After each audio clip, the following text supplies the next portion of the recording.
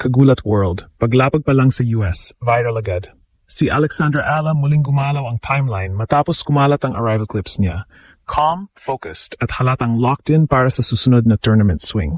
Hindi ito simpleng airport sighting. Para sa maraming Pinoy fans, simbolo ito ng panibagong yugto, US hardcourt grind, ranking push, at mas agresibong habol sa WTA breakthrough. Mas lalo pang nag-trend nang makita siyang may casual vlog moments kasama ang Indonesian standout na Janice Jen.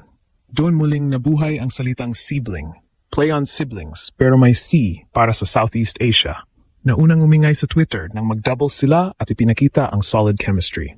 Hindi lang ito cute branding, narrative ito ng regional unity sa global stage. Dalawang SCA talents magkasamang lumalaban sa US soil. Content meets competition. Pero ang tunay na sentro ng kwento ay ang arrival ni Alex sa Amerika.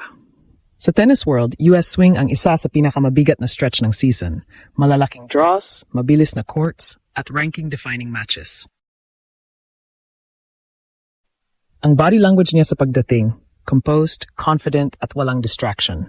Mula heartbreak sa nakaraan hanggang sa steady climb ngayon, malinaw ang trajectory, growth over noise. Ang buzz ay hindi lang dahil sa vlog, ito'y dahil sa teaming. Papalapit ang mas malalaking events, at bawat panalo rito ay may domino effect sa ranking at seeding. Kapag naka-catch fire si Alex sa US leg, pwedeng magbukas ang pinto sa mas consistent WTA main draw appearances. At doon pumapasok ang comeback core, mula sa setbacks patungo sa belief revival. Sa social media, hati ang reaksyon. May hype, may pressure. Pero sa loob ng court, simple lang ang equation. Serve percentage, return depth, mental toughness sa clutch points. Kung ma-maintain niya ang momentum at ma-leverage ang doubles chemistry sa singles confidence, may dahilan ang mundo para mag-ingay. Isang arrival video lang ang kailangan para umikot ang narrative. Pero ang tunay na sagot ay manggagaling sa baseline. Sa US, sa ilalim ng mas maliwanag na ilaw, sisimulan ni Alexandra Ala ang panibagong kabanata. Tanong ngayon, ito na ba ang swing na magpapabago ng kanyang WTA trajectory? Buong mundo ginulat. Pagdating pa lang sa Amerika, umingay na agad ang pangalan ni Alexandra Ella. Viral ang arrival clips niya sa US, calm ang aura, pero ramdam ang mission mode. Hindi ito simpleng paglapag para sa isang tournament. Ito ang simula ng panibagong push sa mas mataas na antas ng women's tennis. Sa US swing, kadalasang nabubuo ang momentum. At dito rin nasusukat kung handa ka na ba talagang makipagsabayan sa mas mabibigat na draws.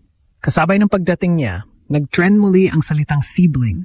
Matapos lumabas ang vlog moments niya, kasama ang Indonesian standout na Janice Jen. Ang sibling ay play on siblings, pero may C bilang simbolo ng Southeast Asia. Terminong unang sumikat sa Twitter noong nag-double sila at ipinakita ang solid chemistry. Cute sa unang tingin, pero mas malalim ang mensahe. Regional pride sa global stage.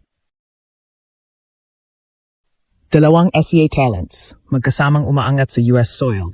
Content at competition, sabay na umaarangkada. Pero ang tunay na bigat ng kwento ay hindi ang vlog. Ito ang timing ng pagdating ni Alex sa Amerika. Ang US hardcourts ay kilala sa bilis at sa pressure. Malalaking crowd, ranking points na mabigat ang epekto, at opportunity na pwedeng mag-accelerate ng career trajectory. Bawat panalo rito may domino effect sa ranking at seeding. At sa ganitong yugto ng career niya, bawat match ay may bigat na mas malaki kaysa dati. Mula sa mga heartbreak losses at near breakthrough moments, malinaw ang evolution ni Alex. Mas composed sa pressure points, mas aggressive sa returns, at mas disciplined sa rally construction. Ang body language niya sa arrival ay hindi pang tourist, pang contender. Tahimik pero determinado, hindi sumasabay sa ingay, pero handang gumawa ng sariling headline. Sa social media, hati ang narrative. May hype, may expectation. Pero sa loob ng court, simple ang formula. First serve percentage, depth sa backhand cross-court, at mental toughness sa deuce games. Kung ma-leverage niya ang doubles chemistry sa singles confidence, may posibilidad na mag-spark ang breakthrough run sa US leg. Isang arrival video pa lang, pero ramdam ang shift. Sa Amerika sisimulan ni Alexandra Eala ang panibagong kabanata, mula sa pangarap patungong patunay. Tanong ngayon, handa na ba ang mundo sa susunod niyang level? Habang umiinit ang social media dahil sa arrival clips at sibling moments, mas mahalagang tingnan ang mas malaking larawan. Bakit napakahalaga ng US swing para kay Alexandra Eala? Sa professional tennis, ang Amerika ay hindi lang venue. Ito ang proving ground. Dito madalas nabubuo ang confidence runs. Dito rin nababasag ang doubts. At para kay Alex, ang paglapag niya ngayon ay may dalang mas mabigat na misyon kaysa dati. Sa nakaraang mga buwan, dumaan siya sa roller coaster. May mga panalo laban sa mas mataas ang ranking, pero may mga pagkakataon ding bitin ang ending. Ang difference ngayon, mas buang laro. Mas aggressive ang court positioning, mas mabilis ang transition mula defense to offense, at mas stable ang serve mechanics. Ang maturity sa decision-making ang pinakahalata. Hindi na basta umaasa sa raw talent, kundi sa calculated point construction. Ang presensya niya sa US ay malinaw na strategic. Kapag nakakuha siya ng momentum dito, pwedeng magbukas ang pinto sa mas consistent main draw entries at mas favorable seedings sa susunod na WTA events. Sa ranking system ng Women's Tour, isang deep run lang ang pwedeng mag-shift ng trajectory. At doon umiikot ang narrative, mula sa heartbreaks patungong hope revival.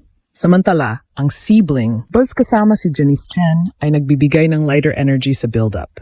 Pero sa ilalim ng ngiti at vlog content, malinaw ang focus. Ang chemistry sa doubles ay maaring mag-translate sa confidence boost sa singles.